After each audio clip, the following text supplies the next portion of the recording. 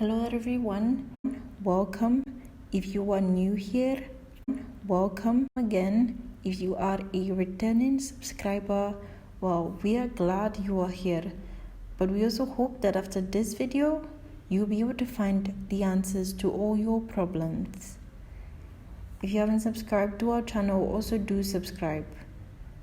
Alright guys, let us get into today's video.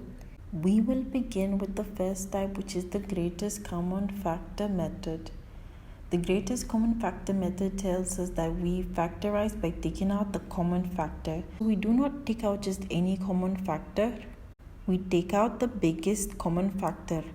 That is to say that if we look at a common factor, we cannot find any other number bigger than that common factor that we have pulled out. So to help you better visualize what I am saying, let's look at this.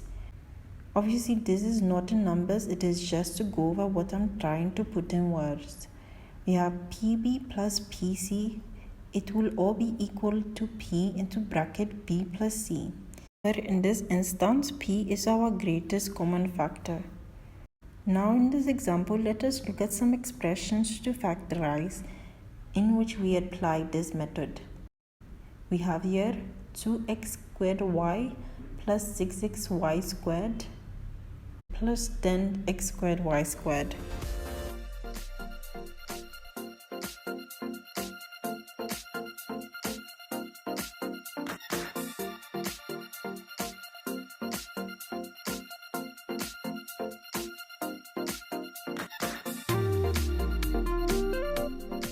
Our greatest common factor will be 2xy because 6 cannot go into 10. It cannot also go into 2, neither can 10. 6 cannot go into 10, but 2 can go into itself, and it can also go into 6 and 10. With x, we have x squared, but x squared cannot go into x because x squared is bigger than x. However, x can go into itself and can go into x squared as well, and same for y. So 2xy will be our greatest common factor, the factor that is common to 2x squared y, 6xy squared, and 10x squared y squared. And beyond 2xy, we cannot find any other value like 4xy or 6xy. We cannot find any other value bigger than this that can be common to all our three factors or our three elements that we have over here. Now that is so, we have 2xy into bracket x, because when we multiply x times 2xy, we would get what? 2x squared y plus 3y, because when we multiply 2xy times 3y, 2 times 3 will give us 6x, and the y's will multiply each other to give us y squared, giving us 6xy squared plus 5xy. Let's look at another example.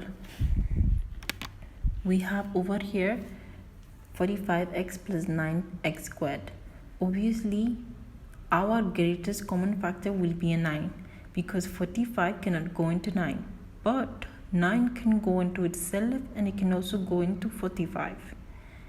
And then we have an x. X can go into itself and it can also go into x squared. Our factorization will now be 9x into bracket 5 plus x. Now to our next type, we have the grouping method, that is factorization by grouping the terms.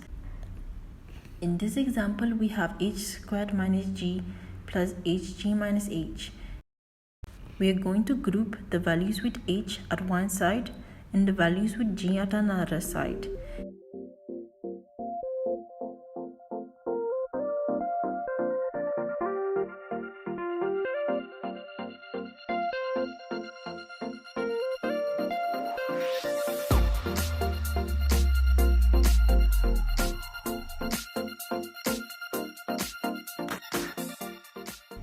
You notice that the h minus 1 are common to each other, so we now put them all in one bracket, and then we put h plus g all in one bracket as well.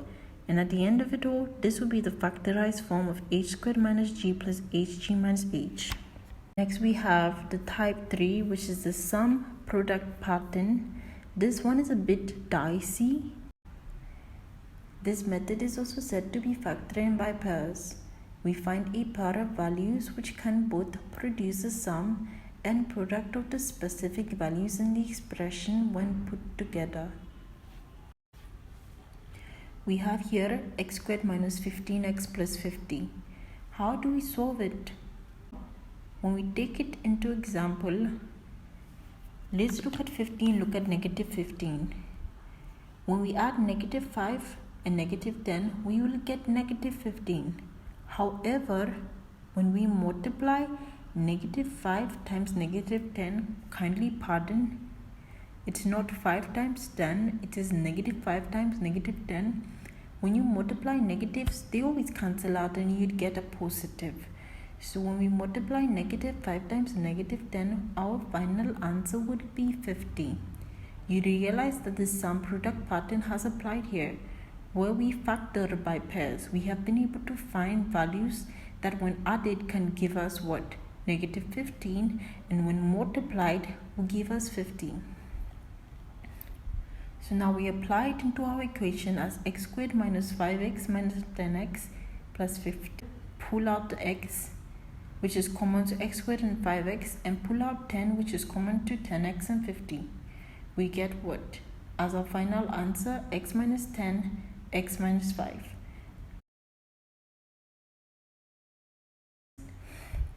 So let's try another one. We have here x squared plus 7x plus 12. When we add 3 and 4, we're going to get 7. But when we multiply 3 times 4, we will get 12. We have been able to find a good pair. So we would apply as x squared plus 3x plus 4x plus 12. Our final answer will be x plus 4 in one bracket, x plus 3 in the other bracket. And we have come to an end of this video. We hope you found it helpful. Do not forget to subscribe to our channel and leave a like.